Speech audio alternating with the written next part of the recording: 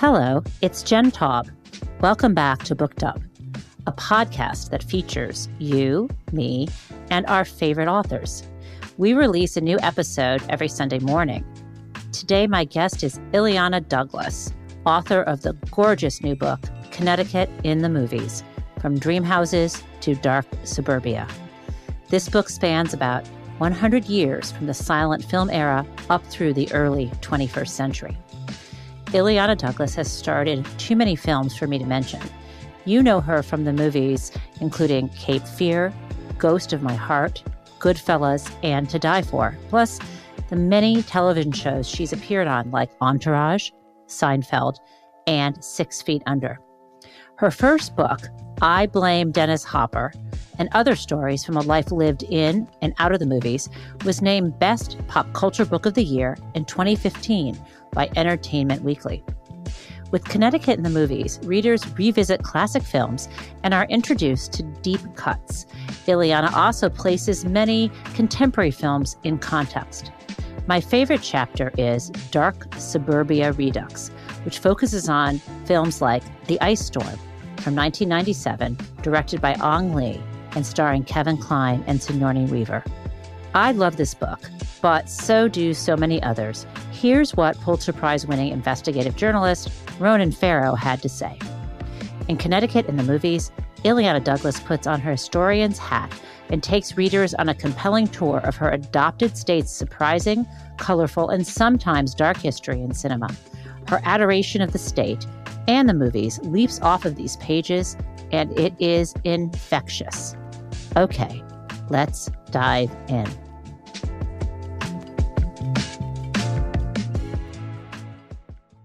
Hey there, Ileana. Hello. Nice to meet you virtually. Nice to see you temporarily until the until the little glitch there. But I did scan the room and I make some mental notes about. I guess that's your new dream house or money pit in Connecticut, where you are. Yes, it is. Well, this room is done. I did my office first. I actually worked here in the office throughout the whole renovation, which is about 75% complete. 75% complete is scary though, right? Because it's all the finished work. Is that what you're left with at this point? All the hardest parts, like which I talk about in the introduction, is the kitchen was so bad. There literally were no joists under the floor. Everything was sitting in dirt. Oh my God. The basement was flooded. My plumber, in his great New England salt of the earth humor, said, when a pipe burst, said, well, it's not everyone who can brag they have a pool in their basement. I just, when I read that it was from 1810. Yes. Yeah. Oh boy. Because my house is I live in Massachusetts, so I'm up 91 from you. But, yes. Our house is from 1900 and it's a mishmash of different eras and, the foundation. And when you said the thing about the what was it? The engineer was surprised the place was even standing still. Oh my gosh. Yeah, they said, as I wrote in the introduction, I kept saying, why do they always want to show you things? It's never good. I would be in my room writing, it was a good way to write. People say, oh, how could you write during a renovation? But the renovation was so daunting and upsetting that in complete denial, I would just go into my room and type away and go to imaginary places, because then they would always stop me and say, can you come in here a minute? And I knew it was going to be, something terrible.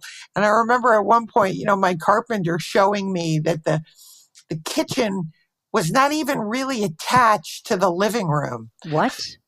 Yeah, it was kind of loose. He shook it for me dramatically to show me that it was not really quite connected. The kitchen was put on, I guess, at maybe a later point, but there was all sorts of horrifying things like that now anything, I guess I could conquer anything after that.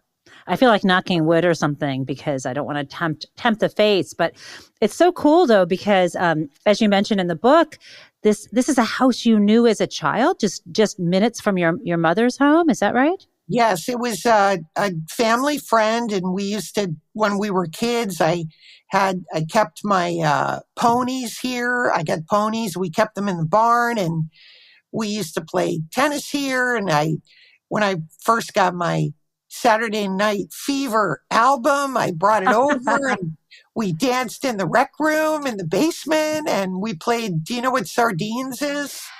I'm trying to remember. Is that what you try to like pretend you're a can of sardines? No, it's sort of the opposite of hide and seek in that one person hides and then one at a time you find them. And then the last person who finds the whole crowd, the loser. But you try to find a person, you give a certain person a certain amount of time to hide, and then they go hide. And this house has all sorts of nooks and crannies, so it was a good hiding place. And then you would kind of jam in where they were, and everyone would jam together. Yes, okay. It was sort of a slash kissing game too. Yeah, I'm guessing. You hope the person you liked, you'd find them, and then nobody else would find you for a while. So. But how long? So you grew up mostly in Connecticut and Massachusetts, right? Yes. So I grew up here, and also I had relatives in New York. Spent a lot of time in New York, and but my family always lived in Connecticut, and so I would always come back to visit. And a number of years ago, I bought a country house here. It was staying here for a little while, but I was working so much that I didn't keep it. But then when I was in Los Angeles during COVID, just on complete lockdown with nothing to do, that's when I started the idea of working on the book, because it was something I'd always been sort of fascinated about. And I'd written about the swimmer extensively for a site I'm part of called Trailers from Hell. And I always wanted to, site. Yes, I wanted to do I always, because I was fascinated by the perception of Connecticut on screen and the way it was very contradictory that you had all these kind of idyllic Christmas in Connecticut movies, but then you also had, what I'd call dark suburbia, Man in the Gray Flannel Suit and Gentleman's Agreement. And so I wondered if I could, have a through line to sort of explain the dichotomy. And that was my starting off point. But as I was writing the book, at night, I found myself like, a bad, corny Lifetime movie scrolling through Zillow and kind of, in complete lockdown in Los Angeles thinking, geez, a nice farmhouse in Connecticut would be so much fun. And it was always my fantasy to, fix up a farmhouse. And lo and behold, I just sort of let the universe kind of take over, and my neighbors across the street made me an offer on my house, and I was like, all right, I guess I'm moving to Connecticut. So it all happened. It was just kind of the universe telling me that, this is what I needed to do. And so I wrote the second half of the book, which was completely unplanned. I didn't think I was going to be buying a fixer-upper. It was not a plan at all. But no one ever, right. No one ever plans for that. No. That happened to me. No, not at all. And it's so funny because like you were describing yourself, it is like the beginning of a movie, but it's, these things, people move out, and this is not a Connecticut movie, but like Baby Boom, that must be a Vermont movie, right? There's sort of like exile from a city into the country, kind of what you've done, or self-exile. And it either goes well because like Sam Shepard shows up and then woohoo, or it goes badly because you're like, the Stephen King movie where someone breaks your leg and then you can't leave, like Misery. So what is it for you now? Are you being stalked by crazy fans, or are things pretty pleasant for you? No, it's really it's the first. I mean, there's a chapter I write. I call them country living comedies, which were very popular in the 1930s. And again, there's a germ of truth to all of these films because people were working on Broadway and they were buying country houses in Connecticut because it was, near to the city. And so this was something that people were actually doing. And then these movies reflect, a lifestyle that was, that was really happening. And so all of these films, Bringing Up Baby, Theodora Goes Wild, there's a Cary Grant movie called In Name Only. They all have the same theme, which is a New Yorker, goes to the country or visits in the country, has a transformational experience, Sure. sees there's a better way to live, country values, and ends up staying here. So that has been, more what has happened to me, just because creatively, being in a city, it does weigh on you after a while. And so I just needed that change of scenery to be in Connecticut. It's funny too, because like like you're saying, depending on kind of when these movies are made or sort of the way you've clustered them together. I mean, sometimes it is the sort of like escape from the rat race of the city, get in touch with your true nature, slow down, fall in love, blah, blah, blah.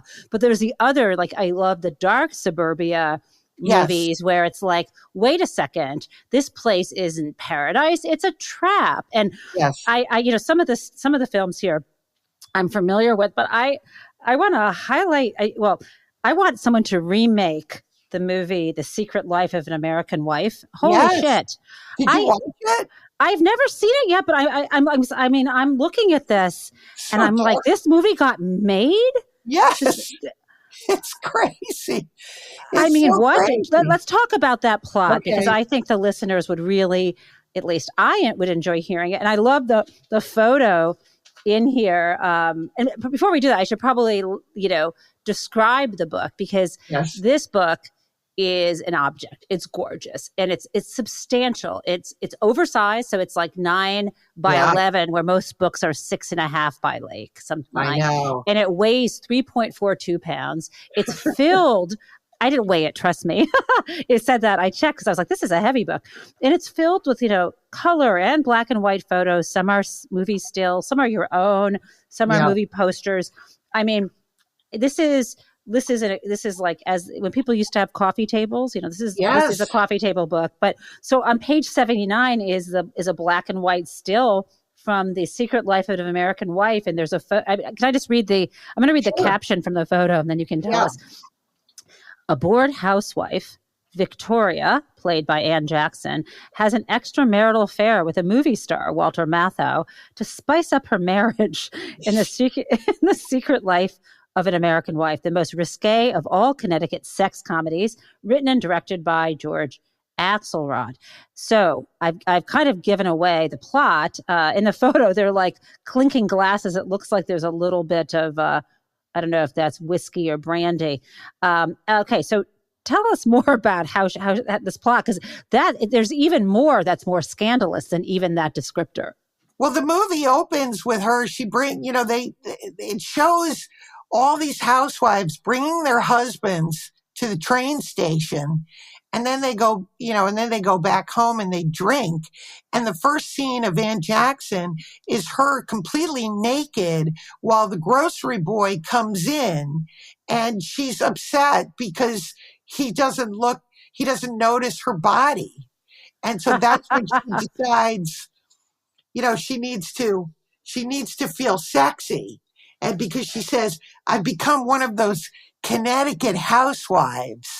And so it was so interesting to me because, again, there was this through line of, okay, how did we get from idyllic Connecticut, life in the like transformation, and then we're in suburbia, and that's Mr. Blandings. Everybody moved here, and then all the 60s movies were suddenly about, housewives trapped in suburbia. And their husbands are commuting. Their husbands are never around. They're all neglected housewives, and everybody's drinking and having an affair. And that's why I devoted an entire chapter to these sex comedies, because all of the good ones all take place in Connecticut. Well, there's more. Let's go back to this movie, though, because I just want to say her husband, she takes him to the train station. But remember what you said his job was in the city. I mean, he's a publicist. for Walter Matthau. And George Axelrod actually wrote the film for Frank Sinatra, who he had Oh my worked with God. in The Manchurian Candidate, but he didn't end up playing it. Walter Matthau ended up playing it. But one of Walter Matthau's, and he doesn't even have a name, he's just called the movie star. It's But so good. one of his proclivities is that at 1:00 every day, he has sex with a girl, at a hotel. A call And girl, a right? call girl. Yeah. And so Patrick O'Neill's job is to bring him women. And this is the housewife's husband. That's his job, Yes. to bring women Yeah. in. Yep. And she wonders aloud to him, she says, I wonder if I could ever, pass as a call girl. And of course he says, oh, that's ridiculous. So then she decides she's going to pretend she's a call girl and go and have an affair with him. And unlike these other films where they go right up to the edge and maybe they always use the excuse of like, well, I was pretty drunk last night. I don't quite know what happened. This one goes for it. And they do have an affair. And she comes home to her husband. He's none the wiser. And she's had this great experience. And Walter Matthau's had this great experience. And it's an incredibly interesting, forgotten film. What makes it, it's insane.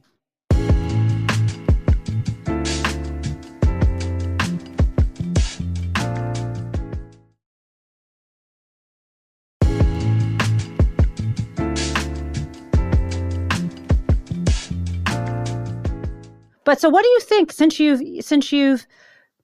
talked about this, the different views of suburbia, why do you think it is that in the 60s they started, there were these darker films from earlier, but what do you think it was about that time that it starts to be a little more twisted and less idyllic?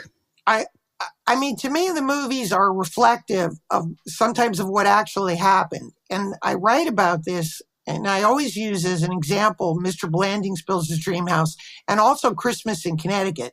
Christmas in Connecticut was made in the 40s, post-war film, in which Barbara Stanwyck is a single gal, career gal, and in the end, she gets it all. She gets to keep her job at the magazine. She finds the right guy. She doesn't have to marry the guy she doesn't love. She ends up marrying, she marries the soldier who's there on leave, and she gets to keep her job. Suddenly, as we get, and Mr. Blandings, Myrna Loy is totally involved in the renovation of the house. As we get into the 50s, and it starts with the man in the gray flannel suit, it's interesting that the housewife is this frustrated, angry, bitter woman who she's living in a shabby part of Connecticut. She wants to move to the suburbs. She wants, she presses Gregory Peck into trying to get into upward mobility. And it's all about the unhappiness of upward mobility. Mm-hmm. So as we get into the end of the 50s and the 60s, what we now have is almost this completely underground culture of men and women drinking to excess, right, trapped in suburbia, especially the women. And I actually theorize that, did films like Blandings and Christmas in Connecticut set up this ideal situation where women thought they could have it all and they could live in the country and maintain, be a mom, but also have a career. And they found out it wasn't possible. And so they end up getting stuck in the suburbs. There's one movie that is like particularly chilling called Wives and Lovers, where Shelley Winters meets Janet Leigh. And she has a gay best friend, Shelley Winters does. And she introduces her to cocktails and drinking because she says, you're going to have a lot of time on your hands. And Janet Leigh leaves her job as a dentist. She's a dentist, but she leaves her job to support her husband, who's a writer. And again, the whole movie is about him being in the city and carrying on while she's stuck in the country. And Shelley Winters is advising her, you know, you better start decorating your house and giving cocktail parties and learning how to drink because your life is over. Oh So my God. it's this very weird But it's so message. interesting because I think, when you go back to, like you're saying, before the 50s and the films that you mentioned, plus films, all the Katharine Hepburn films, or I think, in here, for example, Bringing Out Baby, and everything else that she represents, it just seems, was it a ploy, or were women more empowered in the 40s and we just don't know it? You know what I mean? Yeah, I think, part of it is it's a bigger discussion. One of the things I learned, people ask me, like, what are some surprising things you learned? Well, one of the biggest surprises is, of course, they took away a lot of the trains that used to travel pretty freely from New York City to Connecticut. So you could hop on the train and get to the city and have lunch in the city very easily. And once all the freeways came in, I think it was a little harder for women to get away. And that's where you see so many of these films with women suddenly in film after film, relegated to just picking up their husbands at the train station, and they're stuck. Right. They're stuck. And the other sort of weird thing that you pick up in all these movies is, was it an unconscious thing on the men to have the women tucked away in the suburbs? And oftentimes in these movies, you have the men having a little pied-à-terre in the city. And that's, and that makes a lot of sense, right? Because they could have separate lives, like the messiness. I mean, kids and the family, that could be compartmentalized, in the country. And then you have your work and drinking and fooling around in the city. I mean, that makes a whole bunch of sense. And it starts to get darker and darker and darker until until it finally crashes with, the Stepford Wives, where it just is like, okay, let's break it all open. I want my wife to be a Playboy bunny. I don't want her to have any career at all, and that is like the crescendo of how did we get, that's what the book is about. How did we get from Katharine Hepburn to the Stepford Wives? There's this other thing. It's interesting, when I think about Connecticut and I think of sort of traditional Hollywood movies, there's no way to talk about it with this without talking about Whiteness. And it's interesting that to think about, kind of the drinking, kind of waspy culture of Connecticut. I myself grew up in the Midwest. I'm Jewish, but I went to Yale for college, so I was there. And there is this sort of, from Auntie Mame, the line about the Aryan from Darien. There is something, and to contrast that with not everyone in Hollywood, but there's this sort of, old Hollywood Jewish filmmakers and directors. And I think maybe part of this sort of imagining the, sort of waspy, all American, stereotypical American dream life and imagining it onto Connecticut in some ways. Well, I try to break down that whole trope because it's also to me it's more about class. Good point. There's a class system here. Yep. And there's a puritanicalness to Connecticut, more so even than Massachusetts. You don't, color outside the lines. You don't do things to draw attention to yourself. And so a lot of that goes back to, just this Puritan, lifestyle and that extends to, having covenants to not accept Jewish people, Black people. It's almost beyond, covenants like in the in real estate transactions to not bring people, to not just sell your house to somebody. Yeah. Is that it's not so much even a black white thing. It's the right kind of people. Mm-hmm. For instance, um, people, Paul Robeson lived in Connecticut and had a, nice big mansion and was extreme, was well treated and people loved him. And so I think that if you had money or fame, then all of that went away, As long as you weren't too flashy, though, or flashy at all. Exactly. But, fame always was a big, I think is always a big help in terms of some of these fitting in some of these, neighborhoods. But I tried, there's a terrific film, a Whoopi Goldberg film called Good Fences, which is about a Black family trying to assimilate in the suburbs. But it's by somebody, Ernest Dickerson, who was a director of photography for Spike Lee. And that is an extremely interesting film, very underseen film. Good Fences, you said? Good Fences, it's called.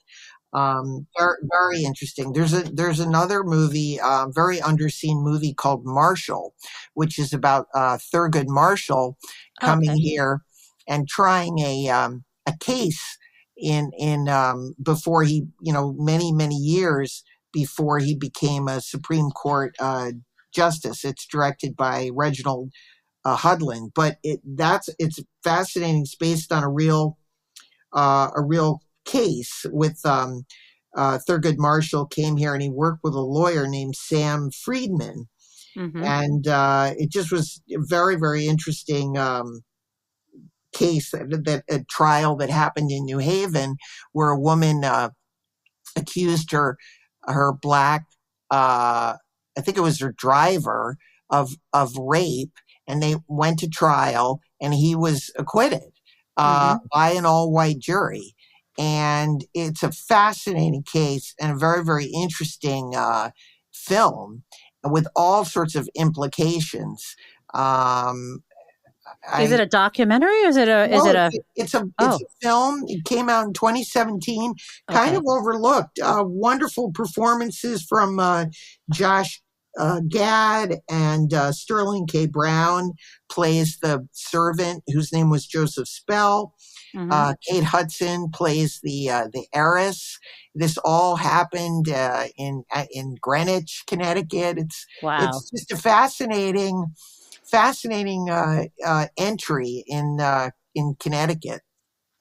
Can we talk about your research and sort of gathering and writing process? I know that COVID makes it somewhat easier and that the renovation or the destruction and construction helped you focus in some ways, but this seems like a lot of work to pull together. I mean, writing is always a lot, but like to make the choices for the films, to find the images you were going to use with them, and then maybe to even rewatch some of these. And I mean, it seems to some degree like you were low key researching this since you were a child, making mental notes, like you said, of like, oh, Connecticut's mentioned here. But how did you decide which films, and how many films did you rewatch? Oh my goodness. I mean, I must have, there's 100 films in the book, but I probably watched more than that. And there were some movies, again, I just decided they just didn't fit, or I didn't think they were a very good film. And I just don't want to be negative. So it's like, I don't want to, if I don't think the movie is good, it makes it very hard to write about it. And it's not a book like Ultimate Guide to Connecticut. So I felt. And that's fair. I mean, you don't want to do like a hate watch.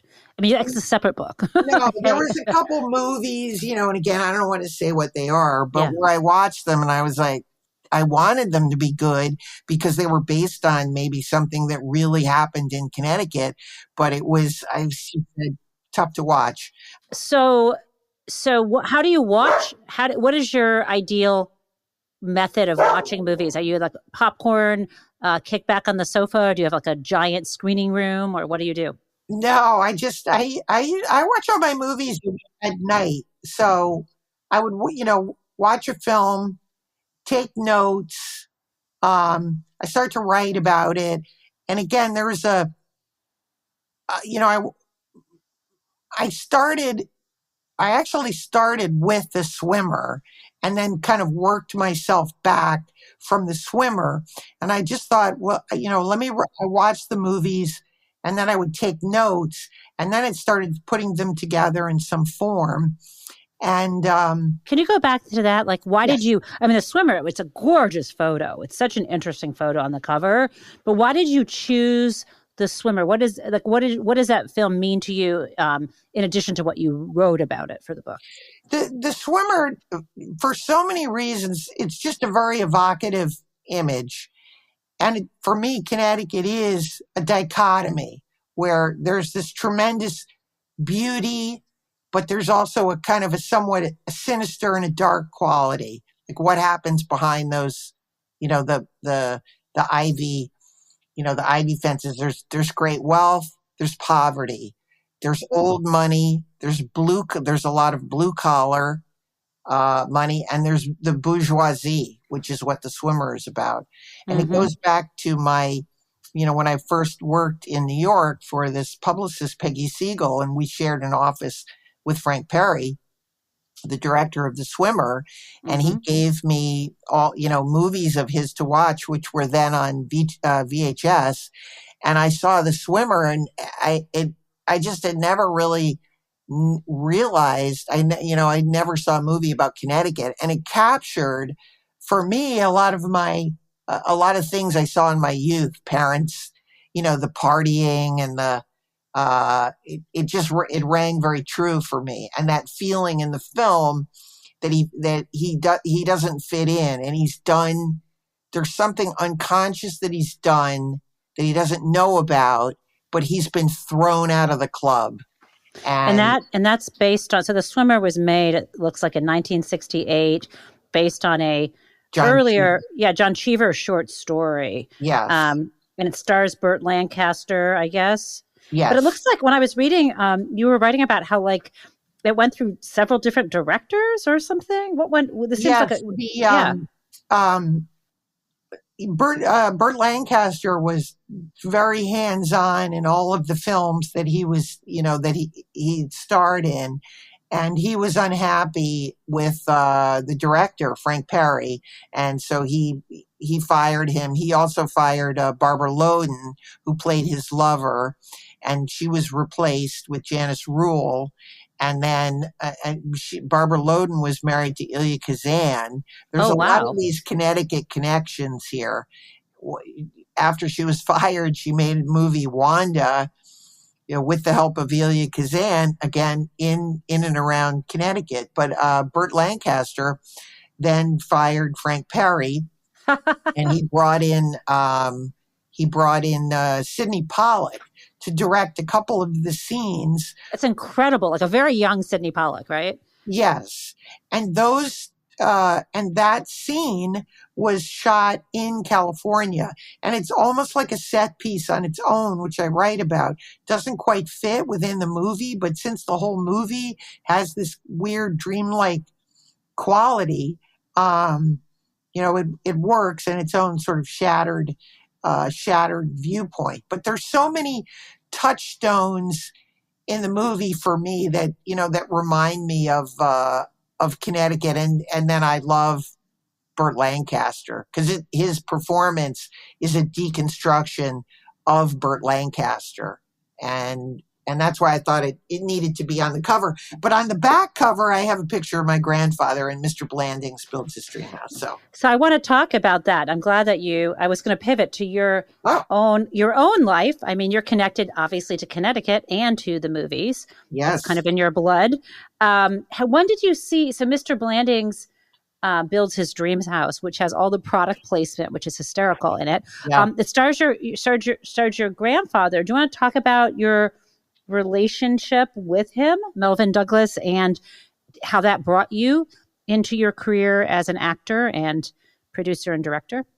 Well, again, growing up here, we had a very artsy family, and I spent a lot of time with my grandfather. He was always encouraging me to write, and I would, write him things, and the whole family just sort of had that kind of art. I used to say, like when we used to visit up in the summer, it was like being in a Chekhov play. There was always interesting people around and artists and writers, and you'd go swim in the lake, and at night you'd see movies, and there'd be great, dinners and cocktail conversation. And so it always in my mind, I wanted to be in that world. I wanted to be in that artistic world, not a business world. So I was always leaning in that direction anyway. Right.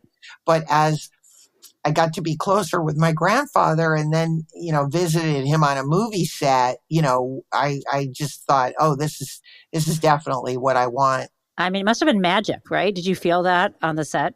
Oh yeah, I was very privileged to visit him on some of these film sets and meet some of the people. I met Myrna Loy on a number of occasions, and Wow. Wow. Patricia Neal. There's so many great people. Fred Astaire. Just it just was magical. And so then, as I began my career in movies, it was funny. I sort of forgot about my grandfather for a while, but then, as I started writing my own memoir, I Blame Dennis Hopper, that's when I kind of realized in working at Turner Classic Movies, oh, this has come full circle. I was always writing about movies and watching movies and talking about movies, but not in such an intellectual way. I just loved movies and knew a lot of trivia, and I knew I had met a lot of these people. But then that's when I began to think, oh, I've had this whole kind of outside sort of career where I've met some of these people. I mean, the writers of Mr. Blanding's Builds His Dream House were up in Vermont when I was a kid. So I met them. Oh, no kidding. Oh, wow. Yeah, before I even knew about Mr. Blanding's, I knew them. I mean, I remember meeting writers and thinking, my grandfather telling me that they wrote for Bob Hope. So I thought that was really exciting because they wrote for Bob Hope. But then as I began to get older and do my own acting, that's when I realized what a great actor my grandfather was and how many parallels to my own career that I've had with him. He always had a hand in writing and producing, and he was, involved in politics. So.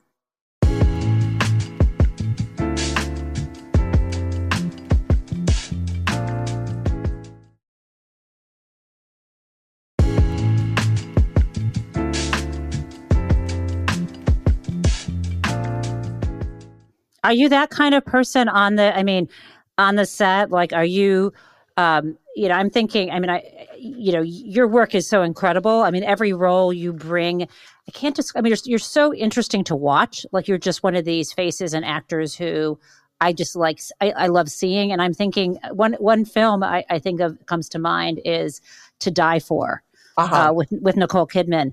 And I think, do you play like her sister-in-law or something? Yes, I play her sister-in-law, yeah. And there's like a scene by the pool that I still remember where it's like the point where like we as an audience should realize like there's some serious red flags with her character. And you're like the voice of all of us kind of in this way in that scene. I just wonder whether if you, what your you were just talking about Burt Lancaster, like firing people and stuff. I think that film, was that one directed by Martin Scorsese? No, that was directed by Gus Van Sant. Oh my gosh. Wow.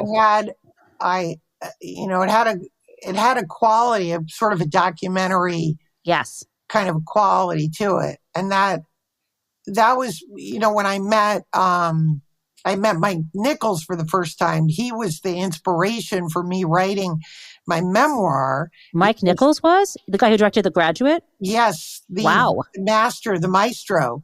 Yeah.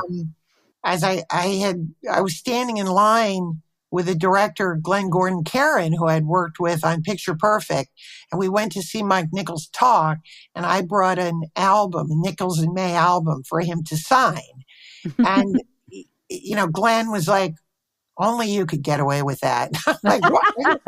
Get him to sign it. So I was there as a fan of Mike Nichols, not thinking, oh, Mike Nichols is going to even talk to me. I put my album out for him to sign, and he looked at me and he recognized me and he said, oh, you know what I like about you? You're in the movie, but you're also outside the movie in the audience. It was just like what you said. Oh my goodness. Right. Said, yes. Oh, good. He said it's like somehow you got from the audience and you're in the movie, and somehow you're in the movie, like you're us. You're talking to us. And I said, wow, that explains my whole life. And then that's when I thought that's going to be the through line to my book. And I always tell writers, anybody has 5 or 6 great stories, but the key to writing a book, because people always said to me, oh, you have to write a book. You're so funny. You have all these great stories, but there's no through line. Right, and so Mike Nichols gave me the through line when he said, what I like about you is you're in the movie, but it's like you're outside the movie. Now I have to read that. That was your first book, right? Yes. And remind me of, it's called I Blame Dennis Hopper and Other Stories from a Life Lived in and Out of the Movies. Okay. Yes. So that was the through line for all of the stories, which they're stories about how one movie or one individual, whether it's Marlon Brando or Richard Dreyfuss or Liza Minnelli, how one person, an actor, whether I knew them or didn't know them, changed the trajectory of my life. And in that moment, Mike Nichols changed the trajectory of my life as a writer, because now I had a through line. And I realized that is, so when I write, and with this book too, it's as if I'm in the car, I call it a cinematic road trip through Connecticut. And for me, you're going to read the book, and it's as if I'm next to you in the car and pointing out these places, and we're going to take a nice stop, and you're going to learn about the movie, but you're going to also learn about where it was shot and the kind of the essence of the film. In many instances, a lot of these films were based on real people or real events or real locations that somebody could visit. That is so cool. And in fact, right now, while we've been talking, I've been driving south on 91. Look out the front window. That's me in the car, Ileana, right there. Let's hop in. We're going to go drive around. Let's go. Okay? Go to New Haven. Get some pizza. Oh my gosh. Okay. Can we, I'm afraid to ask, but New Haven pizza, which is it?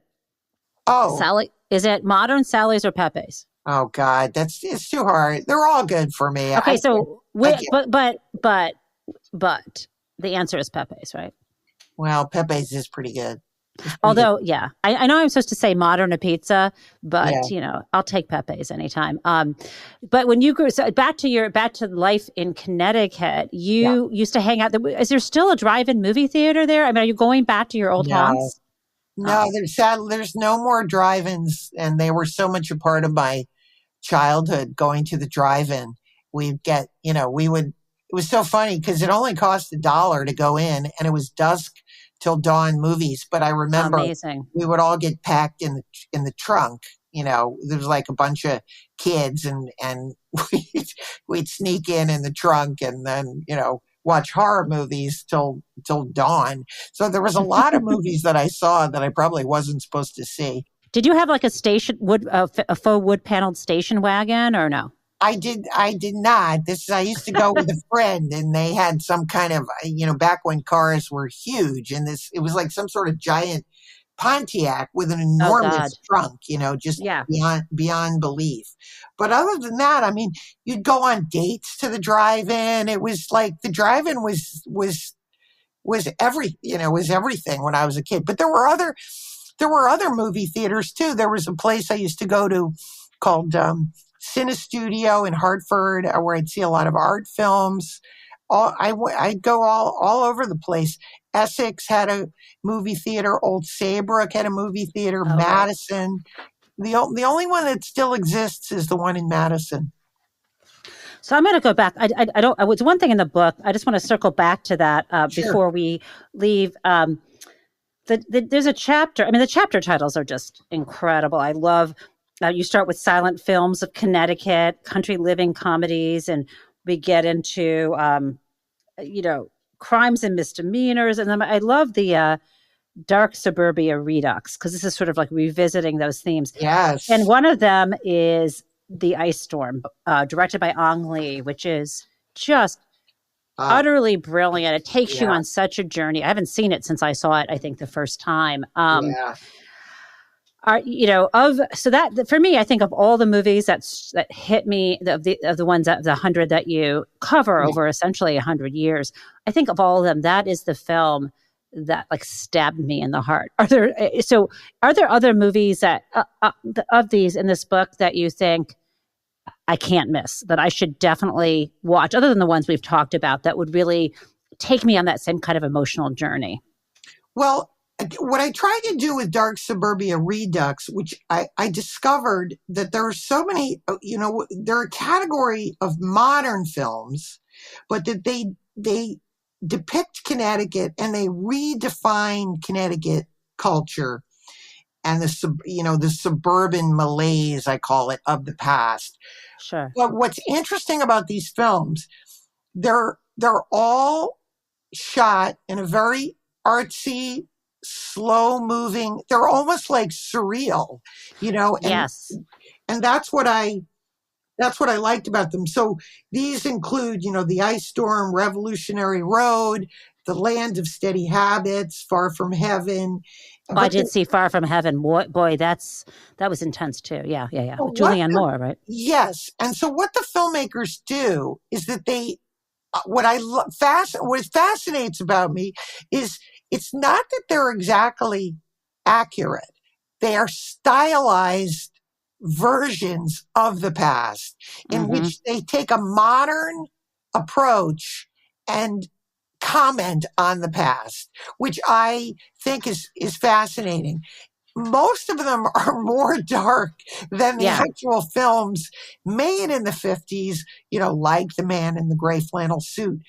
But what they're striving for is to give a voice to people that did not, in the 60s, we always saw was like swinging 60s. But in The Ice Storm, we now give a voice to the angst and the melancholy in these. And I, in The Ice Storm is just a masterpiece. It's a very sad, it's a beautiful film, but it's an extremely sad film. And it's one of Ang Lee's sort of more early films. But didn't he also direct Brokeback Mountain? Do I have that right? Yes, he went on, of course, to do, Brokeback Mountain and a bunch of other successful films. But this is going back to 1997. So that was right, and it was set in the 70s, and maybe that's why my childhood was the 70s. So when to be able to look through today's lens, or I guess the 90s is a long time ago. I think of it as just yesterday. Yeah. So how are you spending, now that you're almost done, the book is done, you're so far from Hollywood, how are you spending your time, and is there another creative project that you're thinking of working on? Well, I've already started. I had an idea for what my next book is going to be, which again is going to be a movie book.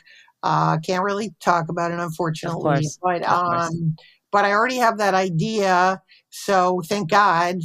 It's better to at least know what you're going to work on. So I'm going to be working on that. It's going to take a tremendous amount of research. What's always hard in research is, again, you start to go, with this book in particular, it got bigger and bigger and bigger. Sure. And I started to go down a rabbit hole of, I want to include this, and the American Indians, and they invented tobacco farming, and then so this is like a movie parish. It was so dense in terms of, it's about the tobacco industry, It's about jet setters in the early 60s. It's about the bourgeoisie. There's so much. It's about the field workers that, slaved in the tobacco fields. It's about Martin Luther King coming to work as a teenager in Simsbury. Like, it's so dense Right. that those are the hardest things. So the next project that I'm going to work on is just going to be one thing that I just researched the hell out of that one thing. But I That always makes sense. wanted Like to do going it. deep instead of broad. But you do different.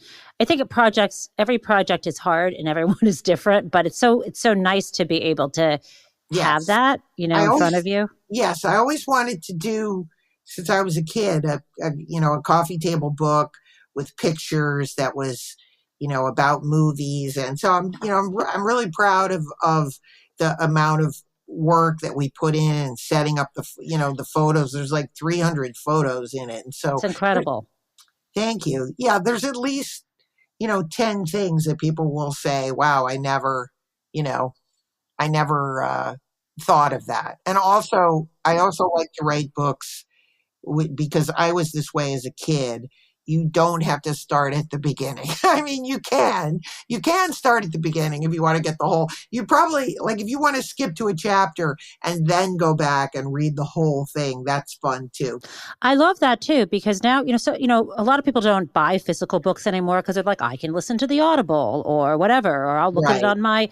on I like books as objects, and I love, like, this is a book that, it's my kids can pick up, Yeah. anyone who comes by, family member or friend can look at it, and, it's, the attention, just the cover photo alone tells a story, every detail in it, with Burt Lancaster holding whoever, we can't see her body, we just see her face, her legs, her feet, the shoes she's wearing. You see a fence, you see a pool, and you're like, what is going on in this? You want to know more. And I think I love that about the book. And so before we leave, Yes. is there anything I forgot to ask you, and or how do people find you on your book tour?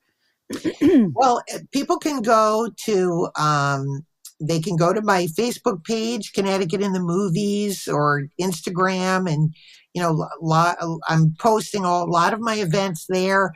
The biggest one I have coming up is I'm going to be at the Kate November 15th in Old Saybrook with Colin McEnroe from NPR, and we're going to be doing a show called Lights, Camera, Connecticut.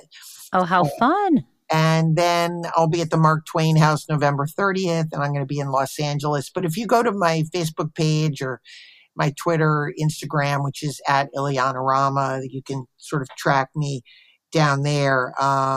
But I'm just really hopeful that people, buy the book and enjoy it and give it as a Christmas present. That would be the best. Oh, it's a great idea. I mean, how many people? What is the population of Connecticut? Do you know? Yeah, it's a good question. I don't know. I mean, I don't either. I'm guessing it's got to be at least 1 million. No, at least 600,000 to 1 million people. What do I know? I'm laughing. I know. Wait, I'm going to Google it while we're talking, so someone doesn't write into me that I'm an idiot. Population of Connecticut. Yeah, that would be. Oh, okay. I wasn't so far off. It's 3.6 million. So I'm thinking, that's at least 1 million books right there. Yeah. People in Connecticut, right? Come on, you live in Connecticut, you need to buy this book, right? Definitely. You have to. And hopefully, again, my last, I end the book with the one film that I did here, which is called The Green, movie I'm very proud of. It was actually the first gay film made in Connecticut, and involves a storyline of a teacher being falsely accused of a crime, and we shot the whole thing in Guilford. Mm-hmm. It just was an incredible experience, and I would very much like to, bring films back here and have people filming here again. And I hope that the book is a blueprint for people to be reinvested in the state as a great place to film, and then hire me. And who is the governor? I don't know who's the governor of Connecticut. I mean, you need to get to the laws changed to get some some special tax treatment for the film industry. That would be good, right? Well, I've been trying to get a meeting with the governor about this. So hopefully, once he reads the book, you know, he'll see what a great place it is to make movies. That's a great idea. Well, thank you so much for spending this time with me, Ileana. Thank you so much. I really appreciate you reaching out. I could have continued that conversation for so much longer. And I don't want to be a stalker, but I would love to drive down. It's only like maybe an hour and a half from where I live. I would love to drive down to her house and ask her to give me a tour of the progress of the renovation, but I know that's super creepy. But you never know. I mean, maybe she'd be totally fine with it.